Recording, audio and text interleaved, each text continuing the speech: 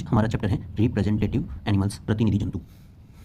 सबसे पहले केंचुए के बारे में पढ़ेंगे। केंचुए के बारे में कौन सा सम्मिलित नहीं है। केंचुए के जो नर जनन चित्र हैं वो 18वें खंड के अंतर्गत होते हैं। शुक्रग्राही का जो चित्र होते हैं वो 5वें से लेकर 9वें खंड के बीच में होते हैं।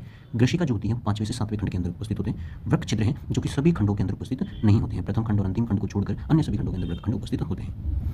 तो केंचुए के अंदर लगभग 100 से 120 खंड पाए जाते हैं। प्रथम खंड के अंदर मुख होता है। नेफ्रिडियम जो होते हैं, वृक्क जो होते हैं, वो प्रथम 2 खंडों को छोड़कर प्रत्येक खंड के अंदर उपस्थित होते हैं। प्रथम 2 खंडों को छोड़कर बाकी सभी खंडों के अंदर नेफ्रिडियम या वृक्क पाए जाते हैं। शुक्रग्राही रंध्र 4 जोड़ी शुक्रग्राही रंध्र होते हैं। 5वें छठे में, छठे 7वें में, 7वें 8वें और 8वें 9वें में 4 जोड़ी शुक्रग्राही रंध्र पाए जाते हैं।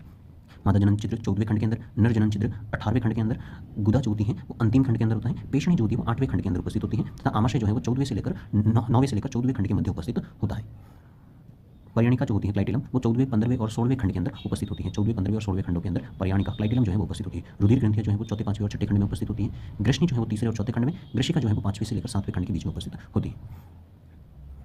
केंचुए का उत्सर्जी उत्पाद कौन सा है। केंचुआ जो है वो अमोनिया, यूरिया और क्रिएटिन का जो है उत्सर्जन करता है। केंचुआ जो है वो अमोनिया, यूरिया और क्रिएटिन का उत्सर्जन करता है। क्रमाकुंचक गति के द्वारा गमन। केंचुए के अंदर क्रमाकुंचक गति के द्वारा गमन होता है। इनके अंदर गति करने के लिए 9वें खंड के अंदर वृतुल पेशियां पाई जाती है। कौन सी पेशियां पाई जाती है? वृतुल पेशियां। केंचुए के अंदर, किसके अंदर? केंचुए के अंदर गति के लिए कौन सी गति? क्रमाकुंचक गति। क्रमाकुंचक गति के लिए इनके अंदर 9वें खंड के अंदर, कौन से खंड के अंदर? इनके अंदर 9वें खंड के अंदर वृतुल पेशियां पाई जाती है। केंचुए में वृक्क वन क्या है? वृक्क वन का मतलब होता है अध्यावरणीय उत्सर्जिकाएं। कौन सी उत्सर्जिकाएं? अध्यावरणीय उत्सर्जिकाएं। वृक्क वन जो होता है वो अध्यावरणीय उत्सर्जिकाएं होती हैं जो कि क्लाइटेलम खंडों के अंदर उपस्थित होती हैं। केंचुए के अंदर प्रथम 2 खंडों को छोड़कर अन्य सभी खंडों के अंदर क्या पाए जाते हैं? वृक्क उपस्थित होते हैं जिनको वृक्क वन कहा जाता है और इनको अध्यावरणीय त्वचा वृक्क भी कहा जाता है। स्थलीय रात्रिचर या बिलचरी प्राणी है। स्थलीय है, रात्रिचर या बिलचरी प्राणी जो है वो केंचुआ है। केंचुए को किसानों का मित्र भी कहा जाता है। केंचुए की मांसल पेशणी भित्ति बनी होती है। मांसल पेशणी भित्ति जो है वो वृतुल पेशियों से बनी होती है। कौन सी पेशियों से? वृतुल पेशियों से बनी होती है, वृत्ताकार पेशियों से बनी होती है। 8वें खंड के अंदर जो ग्रशिका है वो रूपांतरित होकर पेशणी बनाती है जो कि वृतुल या वृत्ताकार पेशियों से निर्मित होती है। पेशणी का जो कार्य है वो भोजन को पीसना होता है। पेशणी का कार्य भोजन को पीसना होता है। फेरेटिमा पोस्टुमा के अंदर यानी केंचुए के अंदर जो रक्त ग्रंथियां हैं वो कौन से? 4, 5वें और 6ठे खंड के अंदर पाई जाती हैं। 4, 5वें और 6ठे खंड में रक्त ग्रंथियां पाई जाती हैं। 3रे, 4थे में ग्रसनी होती है। 5वें से लेकर 7वें तक ग्रशिका होती है और रुधिर ग्रंथियां जो है वो 4 से लेकर 6ठे खंड के अंदर उपस्थित होती है। फेरेटिमा पोस्टुमा यानी केंचुआ, केंचुए के अंदर प्रगुहित द्रव में पाई जाने वाली क्लोरेगोजन कोशिकाएं जो होती हैं वो किसमें सहायक होती हैं? उत्सर्जन में। केंचुए के अंदर उत्सर्जन में सहायक कोशिकाएं कौन सी होती हैं? क्लोरेगोजन कोशिकाएं। कौन सी कोशिकाएं? क्लोरेगोजन कोशिकाएं। केंचुए में पीले रंग की ताराकार कोशिकाएं पाई जाती हैं जो उत्सर्जन में हेल्प करती हैं। क्लोरेगोजन सेल कहलाती है, क्लोरेगोजन कोशिकाएं कहलाती हैं। तो केंचुए के अंदर क्लोरेगोजन जो कोशिकाएं हैं वो यकृत के समान कार्य करती हैं। फियोसोम्स क्या होते हैं? फियोसोम केंचुए के अंदर एक प्रकाशग्राही अंग होते हैं। प्रकाशग्राही अंग, फियोसोम जो होते हैं वो प्रकाशग्राही अंग होते हैं। इनके अंदर एल आकार का एक बड़ा सा क्या होता है? लेंस होता है। तो फेरेटिमा के अंदर यानी केंचुए के अंदर फियोसोम क्या होता है? एक प्रकाशग्राही अंग होता है जिसके अंदर एक ताराकार लेंस होता है। एक एल शेप का क्या होता है? लेंस होता है, एल आकार का लेंस होता है।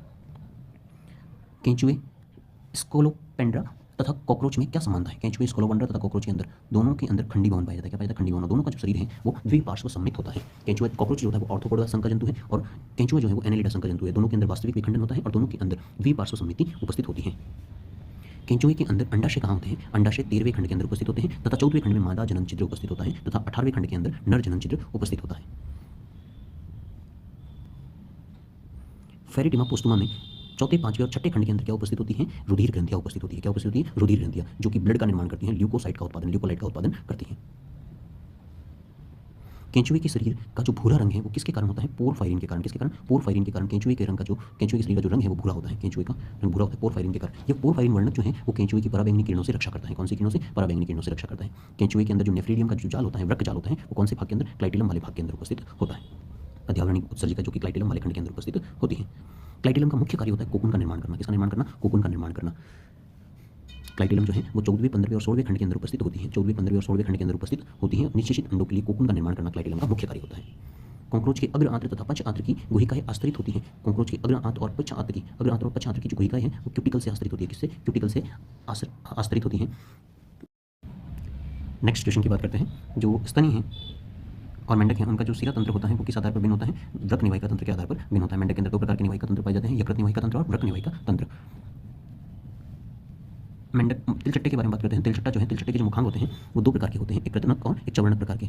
मेंढक की कौन सी कशेरुका का स्पेक्ट्रम सेंट्रम एम्फिसिलस प्रकार का होता है? मेंढक की 8वीं कशेरुका का जो स्पेक्ट्रम है वो सेंट्रम अग्रवर्ती होता है। मेंढक का जो अंडा होता है वो कैसा होता है? मध्यपीत की होता है। मेंढक के अंदर कितनी जोड़ी कपाल तंत्रिका पाई जाती हैं, 10 जोड़ी कपाल तंत्रिका मेंढक के अंदर पाई जाती हैं, 10 जोड़ी कपाल तंत्रिका मेंढक के अंदर पाई जाती हैं। मेंढक राना टिग्रिना मेंढक का क्या है वैज्ञानिक नाम है, राना टिग्रिना मेंढक का वैज्ञानिक नाम है, जो कि कौन से गण के अंतर्गत आता है, एन्यूरा गण के अंतर्गत आता है।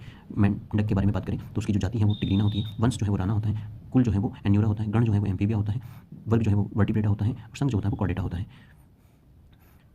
कॉकरोच के अंदर संयुक्त नेत्र की इकाई, कॉकरोच के अंदर संयुक्त नेत्र की जो इकाई होती है वो ओमेटोडियम कहलाती है, ओमेटोडियम या नेत्रशंख कहलाती है, नेत्रशंख ओमेटोडियम कहलाती है। संयुक्त नेत्र की जो इकाई होती है वो ओमेटोडियम कहलाती है, संरचनात्मक और क्रियात्मक इकाई होती है। किन केंचुए में किन खंडों में शूक का अभाव होता है? प्रथम खंड के अंदर शूक जो है वो नहीं पाए जाते हैं, अंतिम खंड में भी नहीं पाए जाते और प्लाइटिलम वाले भाग के अंदर भी शूक नहीं पाए जाते हैं।